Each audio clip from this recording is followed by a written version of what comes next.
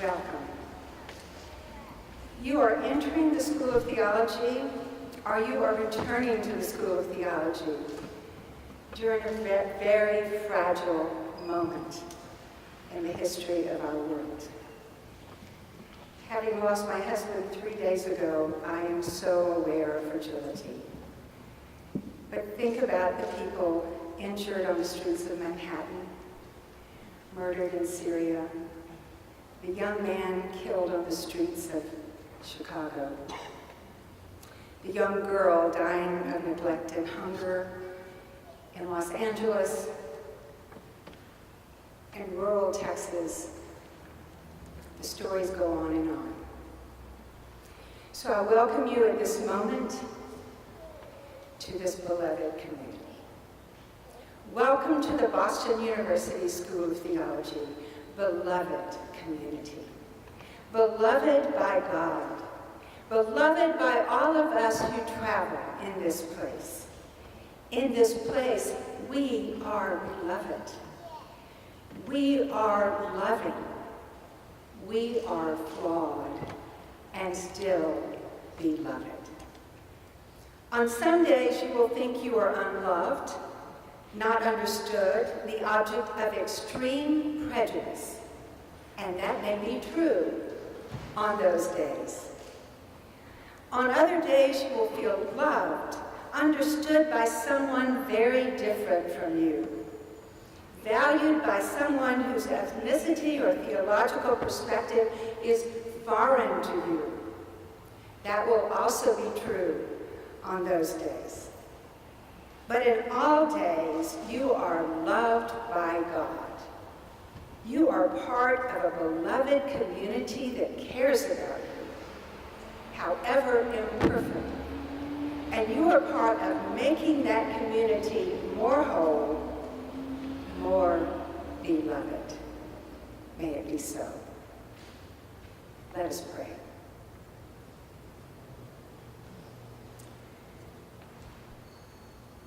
God of tender love and extravagant grace, God of powerful promise and unending creativity, we give you thanks for the lives gathered in this place, for those who walked within these walls 50, 55, 60 years ago, for those honored on this day for lives well lived, for those who have arrived anew and afresh with new hopes and new promise. We give you thanks and pray blessings upon you as we gather, in hope that we will be beloved community and we will spread beloved community throughout your hurting and hungry world. God help us.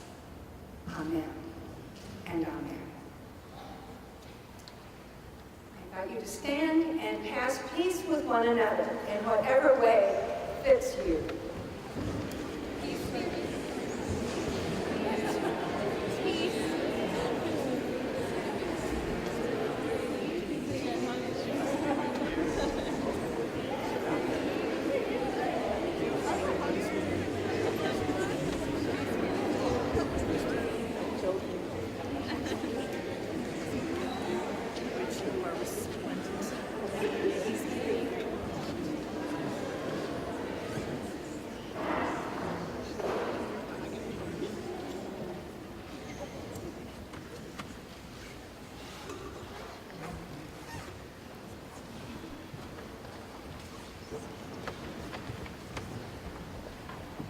It is my great honor to present the students matriculating into the School of Theology this fall. As I announce your name, please stand as you're able and remain standing until everyone in your program has been named, at which time the congregation will acknowledge you and all of your colleagues with applause.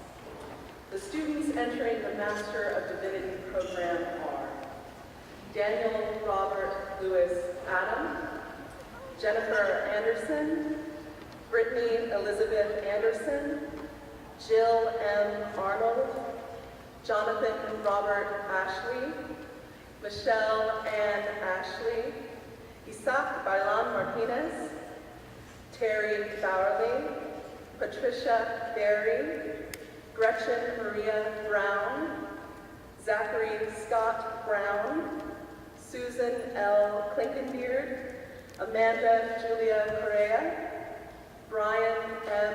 Donovan, Karen Ellistad, Gerald H. Ellis, Mary E. Elmstrand, Joshua Curtis Goulet, Sean Griffin, Suji Han, Jade Myers Hargrave, William Ambrose Heron, Michaela Irene Hale, Madeline Mary Henderson, Ryan Carl Higgins, Paige Elizabeth Holliday, Audrey Suzanne Holt, Samuel Green Horsch, Elizabeth Ann Hurd, Danielle Isbell, Hazel Monet Johnson, Graham Edward Kelder, Danielle Keller, Chase Alexander Kenny, Unsun Kim, John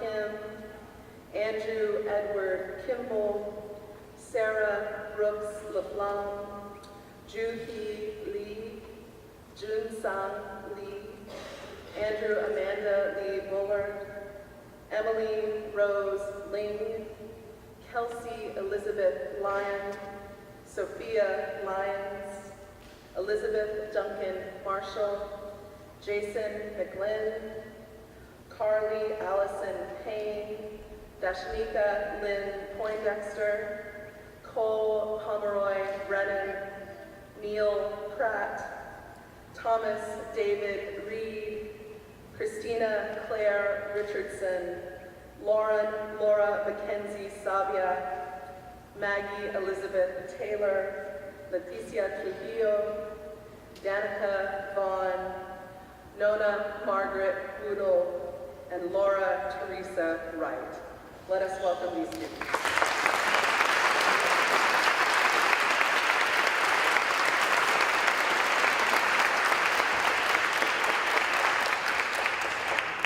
The students entering the Master of Theological Studies program are Shiri Chen, Greer Louise Bates Cordner, Keely Davenport, Margaret Deschen, Adam Donald Donison, Christopher A. Green, Timothy Benjamin Hopkins, Mark Kwiatkowski, Carly Corinne Lynch, Ludwig Beethoven Jones Noya, Seth Peter Robinson, Paul D. Sawyer, Ashley Renee Sparks, Hein Christian Vanderham, and Yuling Wang. Let us welcome these students.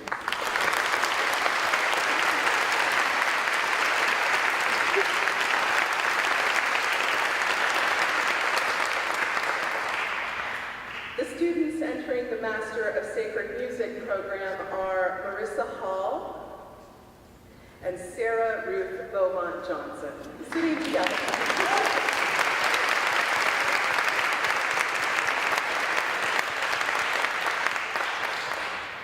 The students entering the Master of Sacred Theology program are Connie Unji Bang, Michael Besa, Christy Lee Brophy, Tu Nan, Sunguk Park, Si Young Sung, August Cornelis Tamawiwe, Indira Mayfrey Anatia Udofia, Youngguang Su.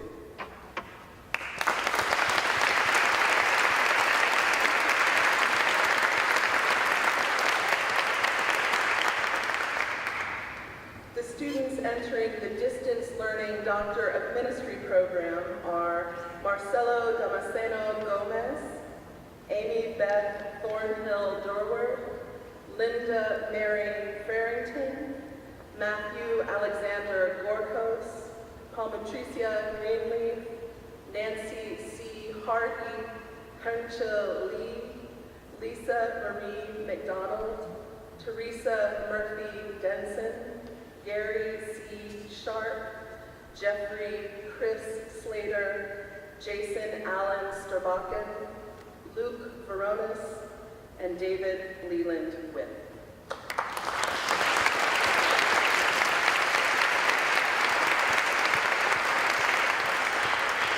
The students entering the Doctor of Philosophy program are Graylin Robert Heidinger, Joseph Kauslik, Sarah Keogh, Alex Ray Mayfield, Sheila Allure Otieno, John Reddig Parker, James Tomlinson, and Thomas Gordon Webster. And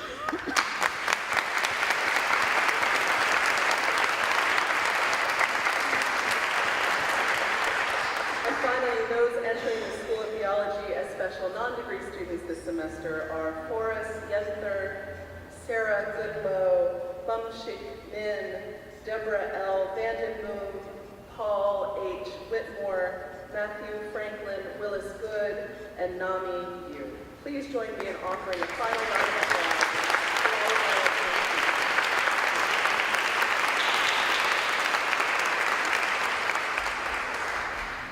attendees. Good morning. It's my pleasure to introduce our newest faculty member, Dr. Jonathan Calvillo, Assistant Professor of Sociology of Religion.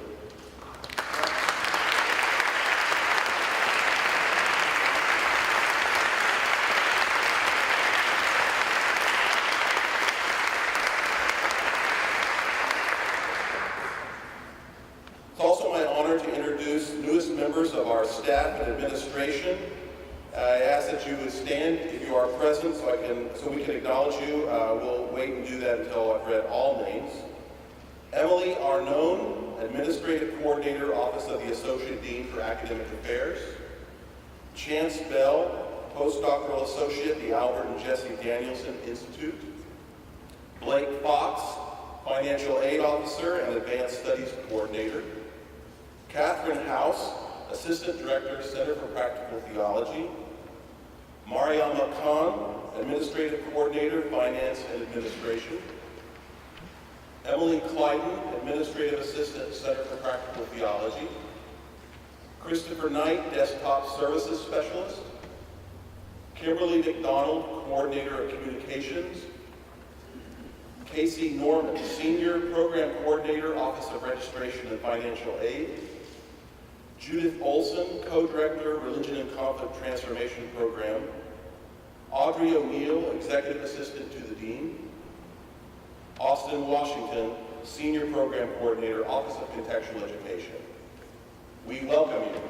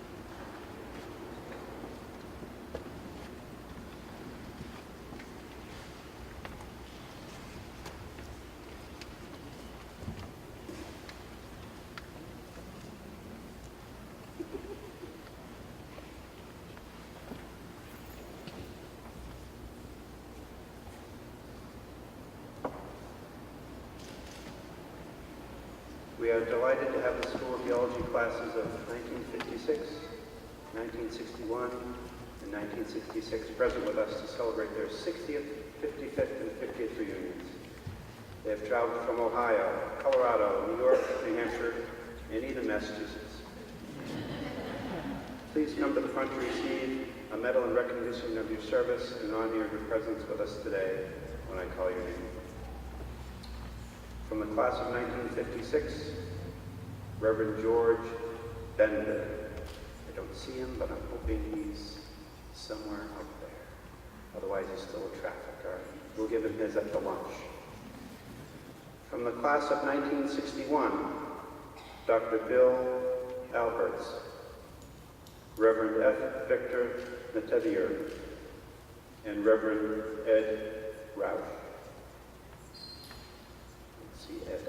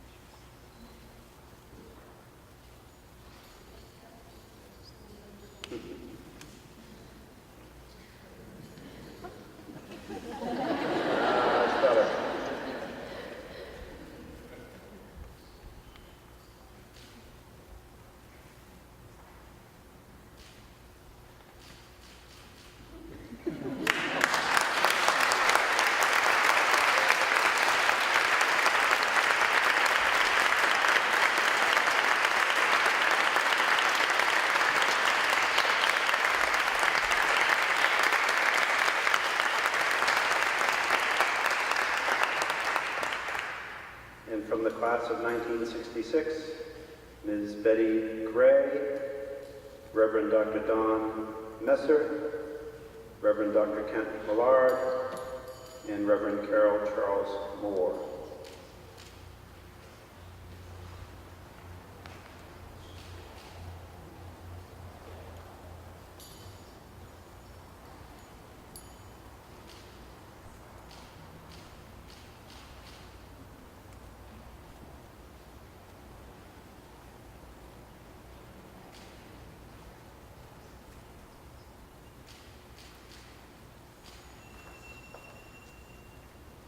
I present to you members of the class of 1966.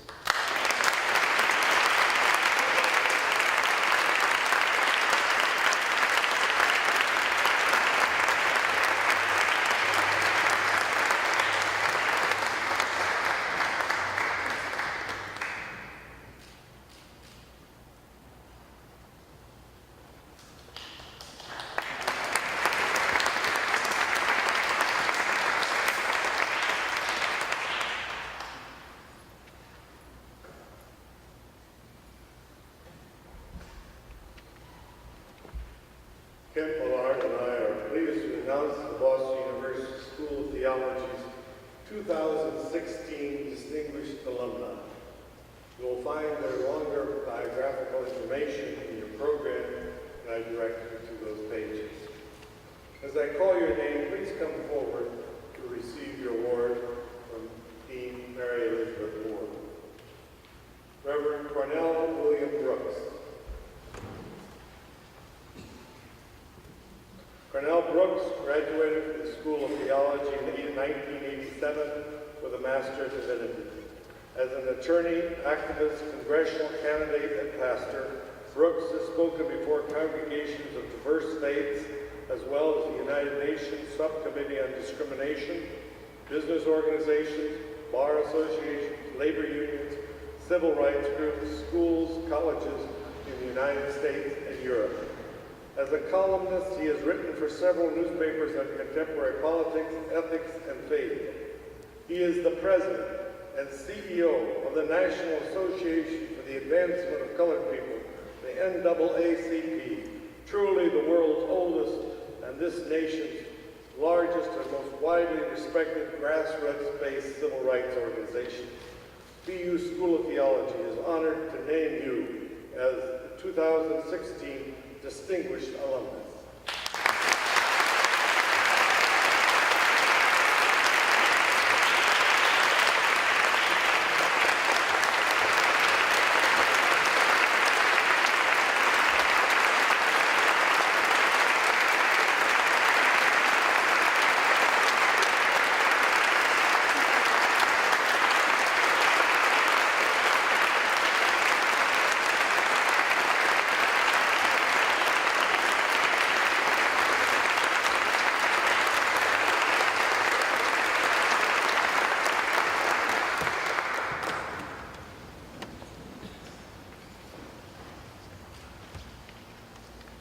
Next, I'd like to honor the Reverend Theodore Lockhart.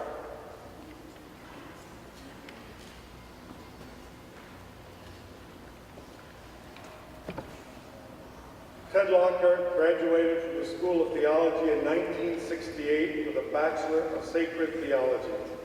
Lockhart has worked in higher education as Assistant Dean and Director of Boston College Black Educational Talent Program and was an Assistant Professor of Philosophy and Religion at Emerson College, Boston, Massachusetts.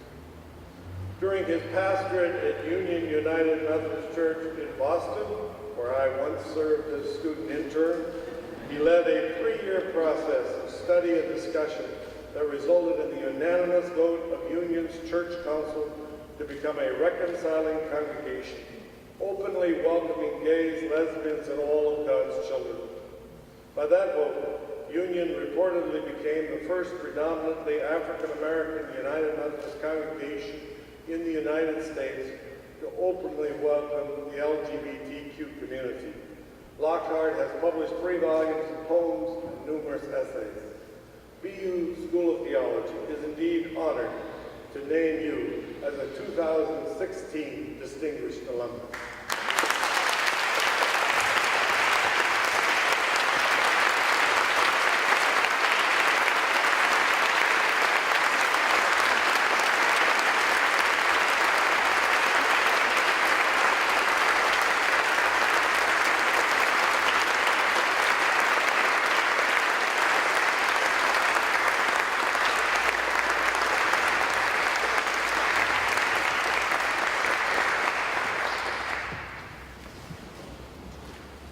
Reverend Wendy von Portworth.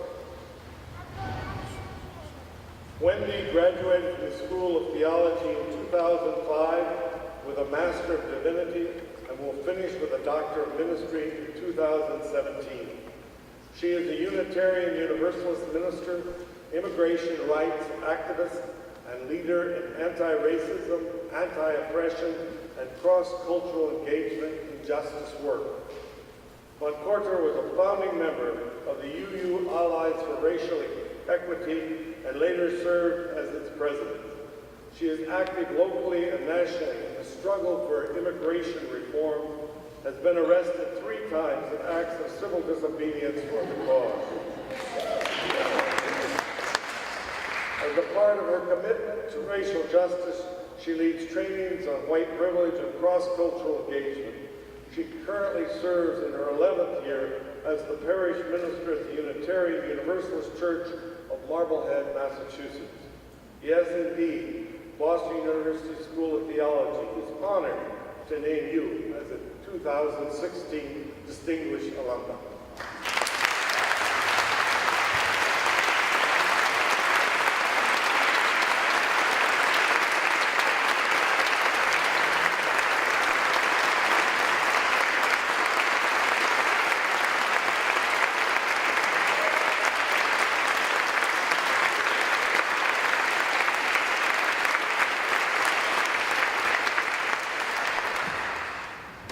I'd like to invite Dr. Bustan Herji to come forward.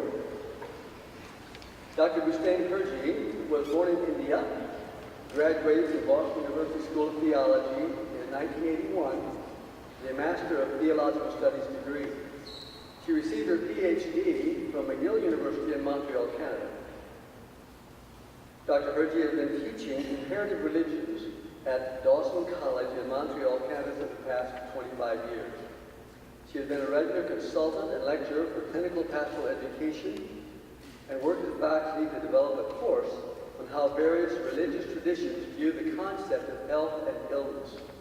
She was a lecturer at Washington Hospital Center Program of Clinical Pastoral Education, developed a new course for the CPE program called Health and Healing in Religious Traditions.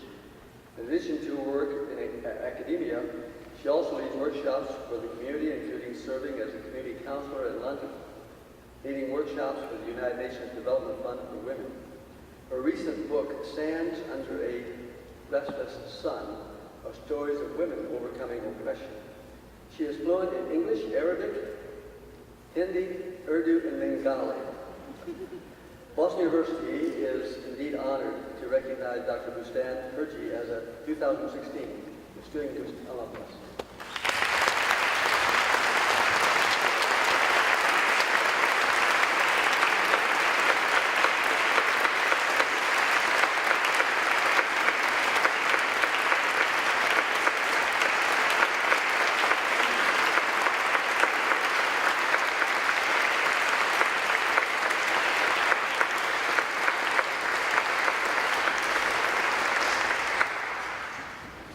I'd like to invite Reverend Nikita McAllister to come forward.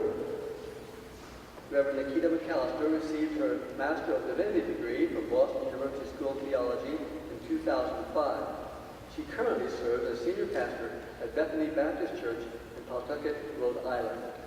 She also serves as chairperson of the American Baptist Churches of the United States, Transformed by the Spirit Journey Team Task Force.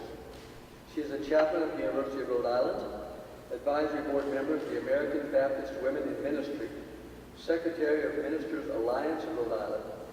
She currently serves as the associate executive for administration for the American Baptist Churches of Rhode Island. Boston University is indeed honored to recognize Reverend Nikita McAllister as an emerging 2016 Distinguished Alumni.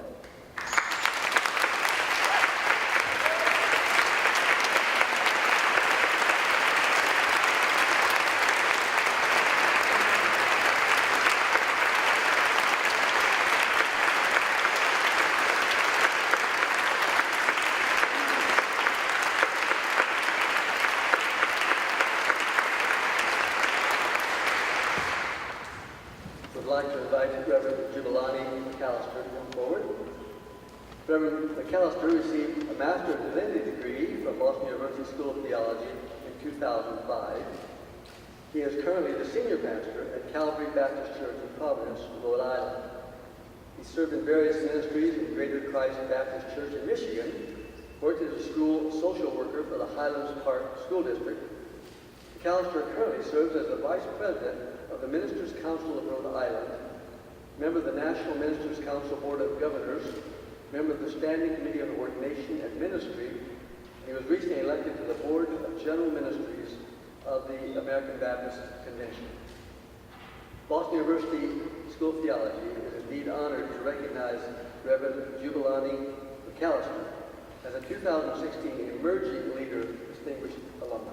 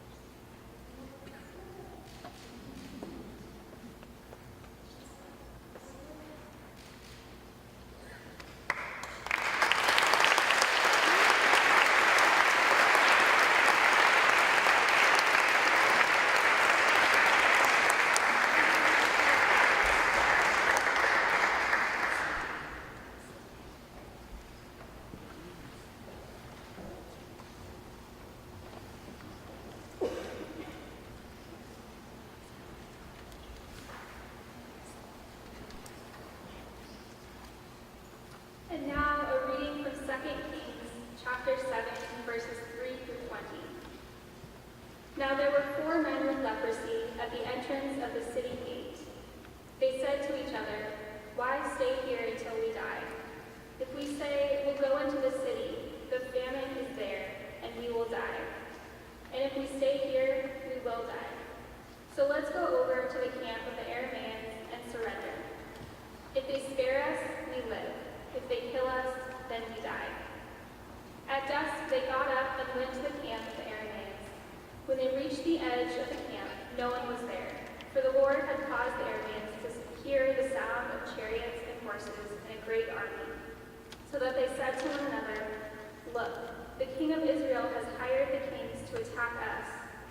So they got up and fled in the dust and abandoned their tents and their horses and donkeys. They left the camp as it was and ran for their lives. The men who had leprosy reached the edge of the camp, entered one of the tents, and ate and drank. Then they took silver, gold, and clothes and went off and hid them. They returned and entered another tent and took some things from it and hid them also. Then they said to each other, "What we are doing is not right. This is a day of good news, and we are keeping it to ourselves. If we wait until daylight, punishment will overtake us. Let's go at once and report this to the royal palace." So they went and called out to the city gatekeepers and told them, "We went into the Aramean camp, and no one was there, not a sound of anyone, only tethered horses and donkeys, and the tents left just as they were." The gatekeepers shouted the news, and it was reported within the palace. The king got up in the night and said to his officers, "I will tell you what the Arameans have done to us. They know we are starving, so they have left the camp to hide in the countryside, thinking, 'They will surely come out, and then we will take them alive and get into the city.'" One of his officers answered, "Have some men take 5 of the horses that are left in the city. Their plight will be like that of all the Israelites left here. Yes, they will only be like all these Israelites who are doomed. So let us send them to find out what happened." So they selected 2 chariots with their horses, and the king sent them after the Aramean army. He commanded the drivers, "Go and find out what has happened." They followed them as far as the Jordan, and they found the whole road strewn with the clothing and equipment the Arameans had thrown away in their headlong flight. So the messengers returned and reported to the king. Then the people went out and plundered the camp of the Arameans. So a seed of the finest flour sold for a shekel, and 2 seeds of barley sold for a shekel, as the Lord had said. Now the king had put the officer on whose arm he leaned in charge of the gate, and the people trampled him in the gateway, and he died, just as the man of God had foretold when the king came down to his house. It happened as the man of God had said to the king, "About this time tomorrow, a seah of the finest flour will sell for a shekel, and 2 seahs of barley for a shekel at the gate of Samaria."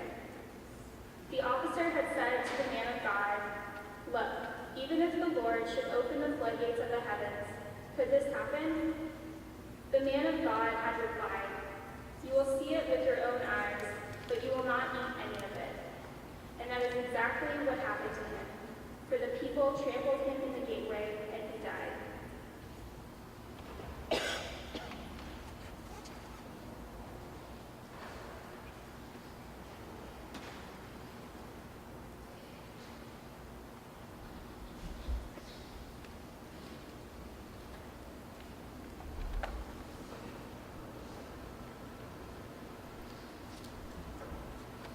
Good morning. To Dean Moore, to my former professor and friend, to my father in the ministry, Dr. Alvin Johnson, to the faculty and students of Boston University School of Theology, to this distinguished group of alumni, to the new students and the returning students, and to the emerging leaders who yet remind me that the classes of recent years are infinitely smarter, better poised for leadership than those of us from a long time ago, with the exception of the distinguished alumni in the first 2 rows. This matriculation ceremony occurs in an anguishing hour of our democracy. We are reminded at this moment, as our conscience collectively reels from what has happened in Tulsa and Charlotte, we are reminded of these words that yet whisper into our hearts. lifted up by a police officer, the words would be these. These are trying times. Please don't let hate infect your heart. This city, Baton Rouge, will get better. I'm working in these streets, so any protesters, officers, friends, family, whoever, if you need me, need a hug, and want a prayer, I got you. This is an anguishing hour. Amidst this anguishing hour of this American democracy, we are yet reminded of the words of an activist from years ago who lifted up these words year after year. The butchery of men, women, and children continues in spite of plea and protest. The first words were the words of Officer Montrell Jackson. The second words came from a woman who might be thought of as the foremother of the Black Lives Matter movement, a founder of the NAACP, and a woman who lifted up these words not in 2016, but 1909. Her name was Ida B. Wells. This moment that we find ourselves in when a millennial generation, woke, conscious, politically aware, astute, yet feels as though they are outsiders looking to the inside of our democracy. These words emotionally, eloquently, and empirically remind us that we are in the midst of trying times. It is a moment in our American democracy where we need leadership, theologically mature leadership, morally mature leadership, courageous leadership, bold leadership, the kind of leadership represented by the tradition amplified by Boston University School of Theology.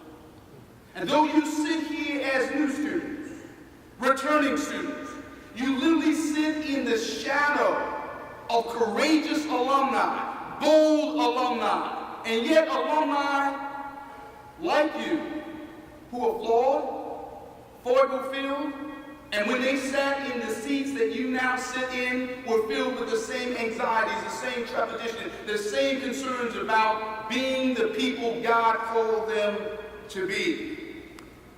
I want to speak to you this morning, not as the CEO of the NAACP, not as a civil rights leader, not as a civil rights litigator, but rather as a former student who sat in these pews in Marsh Chapel, yet wondering whether I would be able to do that which God called me to do, wondering whether or not I would be able to rise to the high expectations placed upon my shoulders, upon my mind, upon my heart and conscience by the faculty of Boston University School of Theology.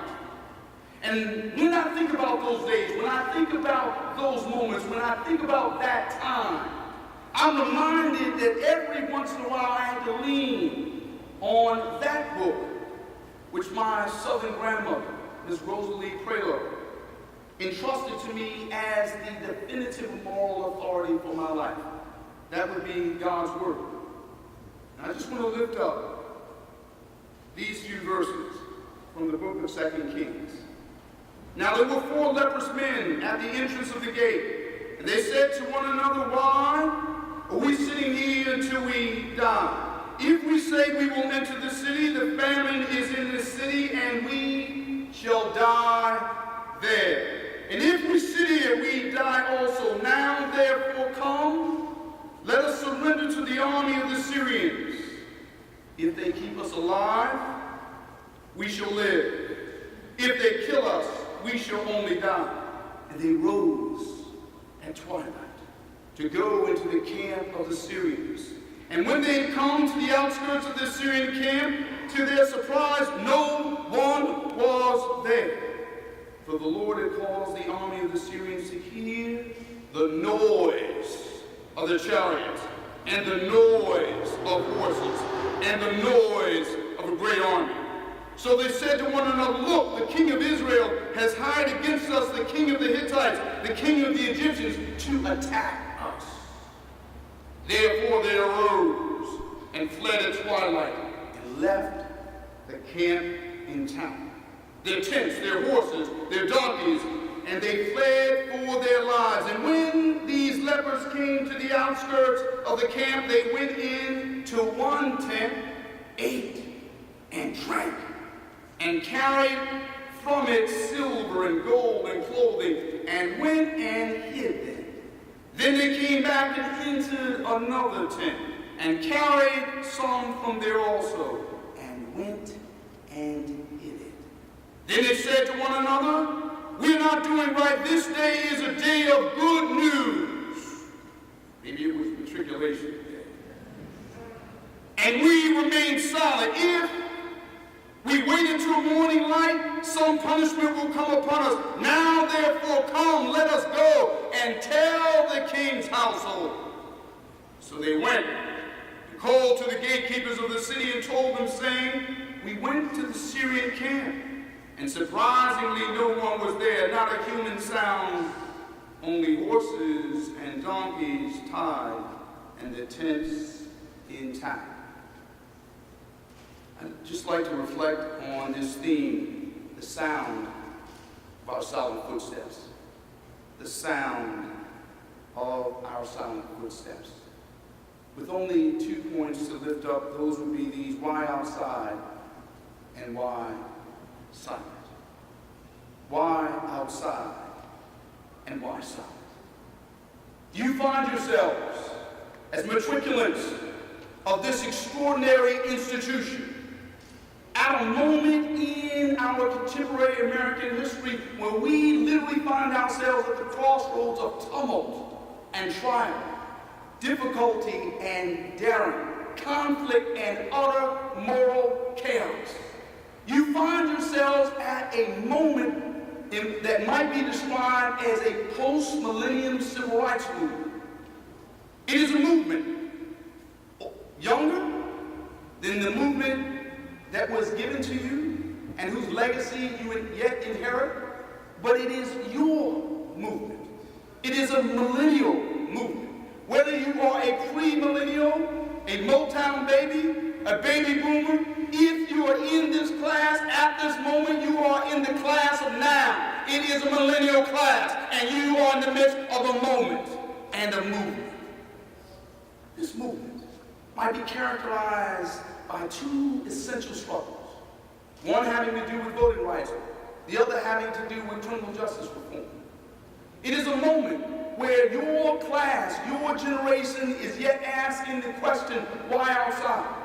Why are we standing outside of our own democracy? Why outside of the criminal justice system? You, like 4 lepers, staying outside the gates, outside respectability, outside credibility, outside the establishment, outside of those who have more answers, who are more mature, more experienced. You stand outside. And yet you have within yourselves a prophetic spirit, an insurgent spirit, a spirit of responsible radicality, and you, like those 4 lepers, have to get up and move. You have to ask yourself the question, why outside? At a moment in our democracy, in the wake of the 50th anniversary of the Selma to Montgomery March and the Voting Rights Act, we find ourselves at this time, in this hour, 50 million Americans unregistered. A moment in which there has been a Machiavellian frenzy of voter disenfranchisement from one end of the country to the other. And your forebears, your forefathers, your foremothers thought that they secured the right to vote, and you yet know that the right to vote is a civic sacrament yet being desecrated in the temple of our democracy. And you ask, why outside?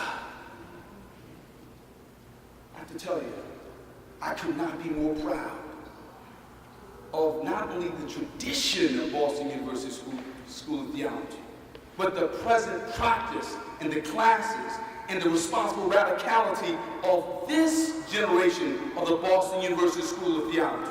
Why? Because when I found myself as a new CEO in Ferguson, Missouri, in the streets, amidst tear gas and fires and gunshots at 2 o'clock in the morning, I found on those streets Boston University School of Theology matriculants, not graduates, not alumni, but current students of Boston University School of Theology. You were asking the question, why outside? I say to you that you stand with the NAACP outside, fighting to make and bring about reform inside. This is also true with respect to criminal justice. You're well aware of the fact that we have 2.2 million people behind bars, 1 million fathers behind bars, 65 million Americans with a criminal record. We find ourselves in the midst of an ugly, ongoing chapter in this era of mass incarceration. We find ourselves at a moment in American history where hashtag tragedies occur again and again, viralized violence playing itself out on the mobile screens of our hearts and conscience. And we ask, why outside? Those 4 lepers pondered the question, do we stay here or do we move? I'm reminded of a group of young people and folks young at heart in St. Paul, Minnesota. When I got off the plane and found these activists outside at 2 o'clock in the morning with bonfires burning in the midst of the Minnesota winter. The day after I arrived, 5 activists were shot by white nationalists. But there, outside the police precinct, calling for reform inside of American policing, were students your age, your maturity, your sense of moral confidence, and yes, even perhaps a few of your insecurities. But they, like the lepers, understood that they could not stay outside. They had to go to the doorstep of the enemies of justice, the opponents of justice. Why outside? But beyond that, we have to ask the question, why stop? Why stop? This is a moment where we have hundreds and hundreds of channels of cable television, talk radio, information, entertainment, political discourse, coursed as it is, inundating our minds, our hearts, and our ears at every given moment. And yet, in the midst of this cacophony of moral and theological and political debate, we still need a loud, resounding, reverberating, prophetic voice. That would be you. Why silent? Some will say, well, we're not quite mature, we're not quite experienced, we don't have enough credits, we don't have enough classes on our transcript. Well, may I remind you of an elder statesman who was a student your age, John Lewis, or Julian Bond, or Paulie Murray, or Reverend Dr. Martin Luther King Jr. You stand in that kind of a tradition. And so no one need question your moral maturity. No one need question your credentials to lead this movement. It is your movement, and we ask that you lead it with your theological insights, training, and analytics.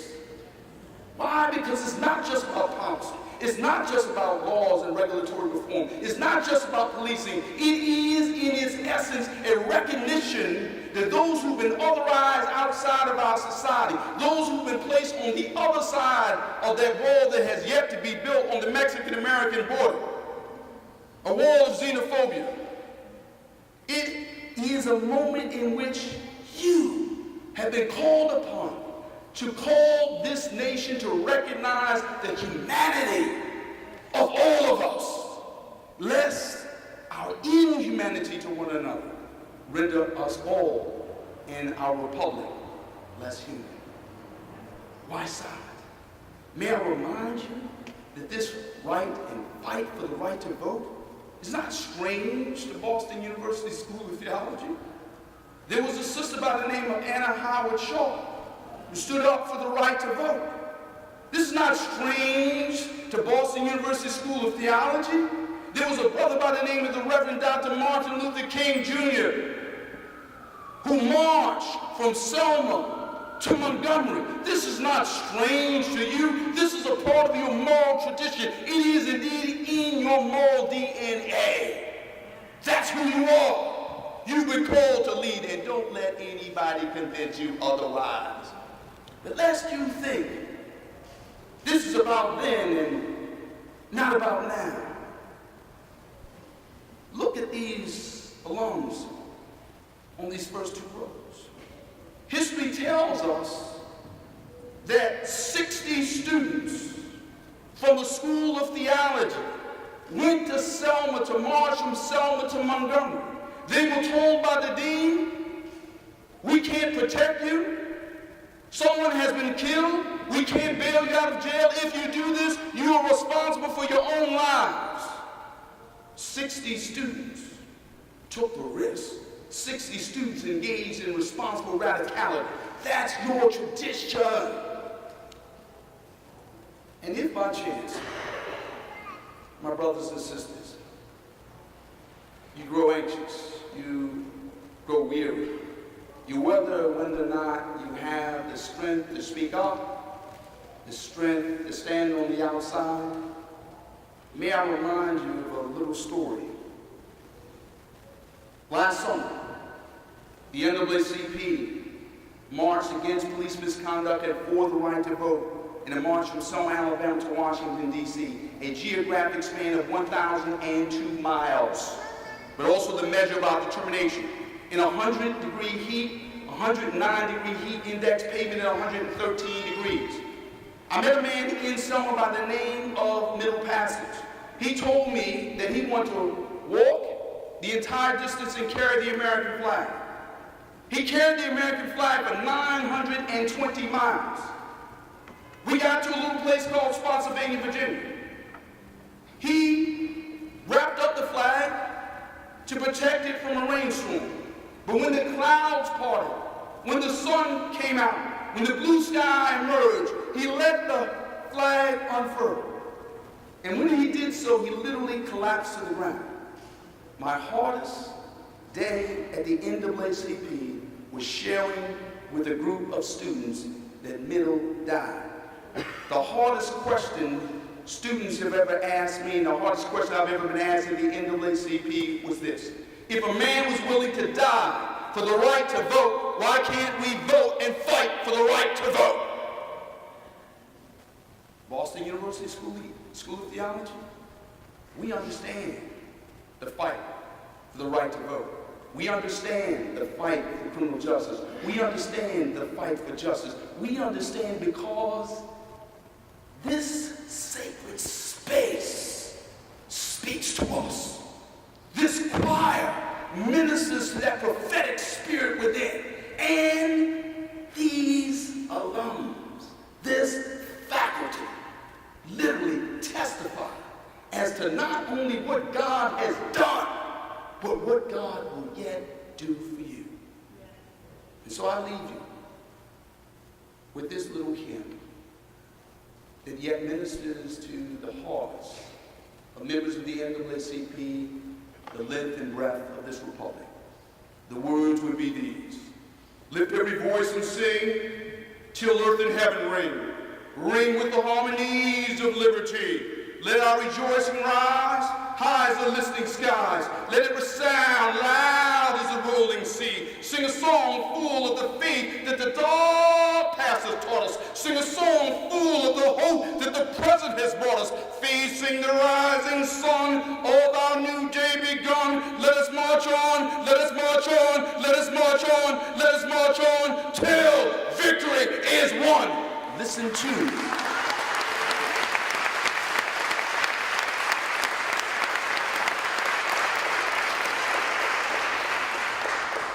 the sound of your silent, mighty footsteps.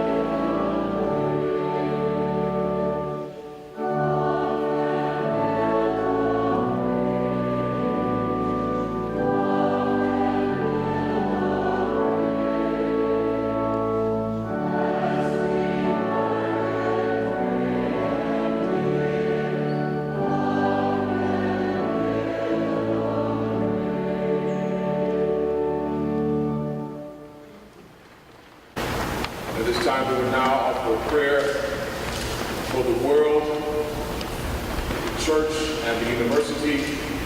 And as we finish the university portion of the prayer, we know that we have in our community Dean Moore, who has lost her husband. And when we get to that portion, we're going to ask you to extend your hand as if you were laying hands on her. And we're going to offer a prayer for her, and those that are sitting close in her vicinity, actually lay your hands on her and pray as we pray.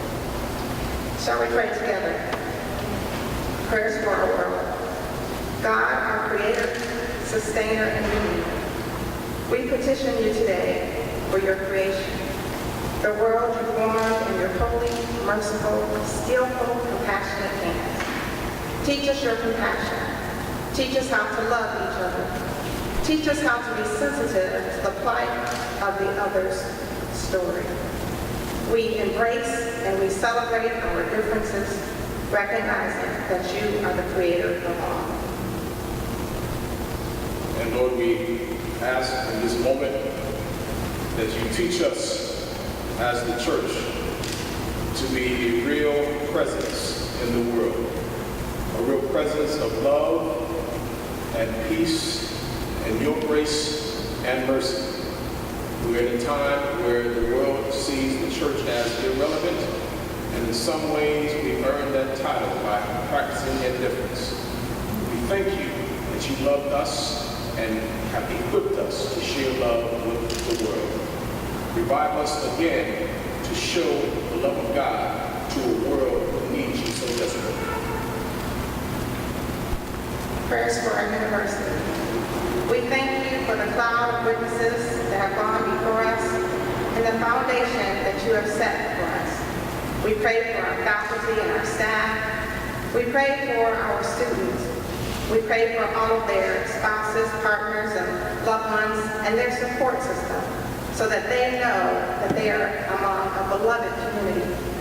We also ask that you would continue to intellectually stimulate us, that you would give us emotional motivation to stir us not to stand outside the walls, not to be silent, but to advocate for injustice and disparity. And that you, even and that you brought new students and returning students here, you would encourage each one of us to know that who you are now is just as valid as who you dream to be.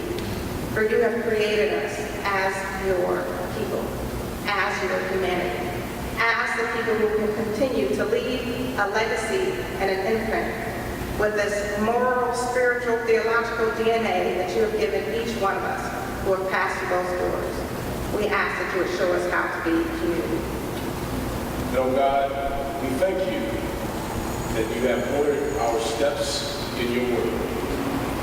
We thank you for being the God of all comfort and healing. And as we extend our hands toward thee more this time, we ask for that she feels the loving presence of a community and a church and a world who stands with her as well.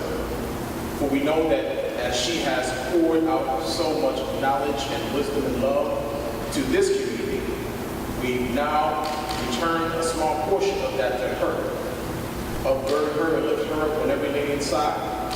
We ask, oh God, that you be with her daughter. And we thank you for the wonderful memories that her husband Alan gave to their family. And as we continue to walk with her and one another, we once again thank you for your love and your grace and your mercy. Lord, in your mercy, hear our prayer. Amen.